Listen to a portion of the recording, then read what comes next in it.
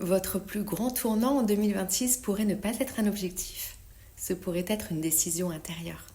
Parce qu'on peut changer d'année, on peut changer d'agenda, on peut changer de plan, on peut changer de cap.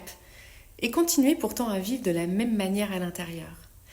Alors pour ce faire, j'ai envie de vous dire quelque chose de simple et de profondément libérateur. C'est qu'il existe une autre manière de vivre.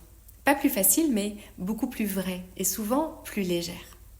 Cette manière de vivre commence par une chose, l'attention. L'attention à vous, à ce qu'il se passe en vous, pendant que le monde se passe à l'extérieur.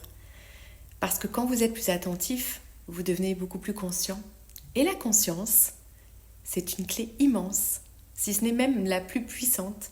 Plus vous mettez de la conscience, moins vous êtes piloté par ce que l'inconscient garde en coulisses. Que ce soit les automatismes, les masques, les peurs. Vous commencez à voir ce qui se joue à votre insu. Vous repérez beaucoup mieux ce qui vous éteint et ce qui vous éclaire. Et surtout, vous retrouvez ces axes intérieurs qui vous permettent de vous choisir en conscience.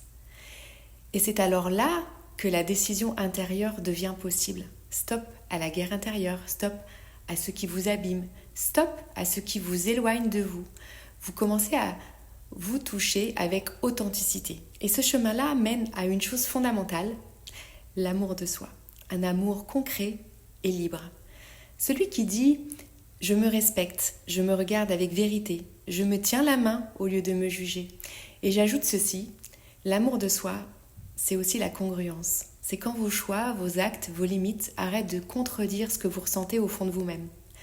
Quand vous ne dites plus « je m'aime en théorie » tout en vous abandonnant dans la pratique. La congruence, c'est ce moment où vous arrêtez de négocier avec votre vérité. Alors, pour 2026, c'est une année 1, propice au renouveau.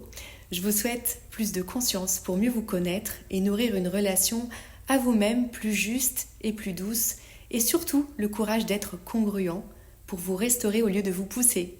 Le nouveau départ, ce n'est pas ailleurs, c'est en vous. Et quand vous partez d'un espace intérieur juste, cohérent et aligné, tout suit. Je vous souhaite une très belle année 2026 et à très vite.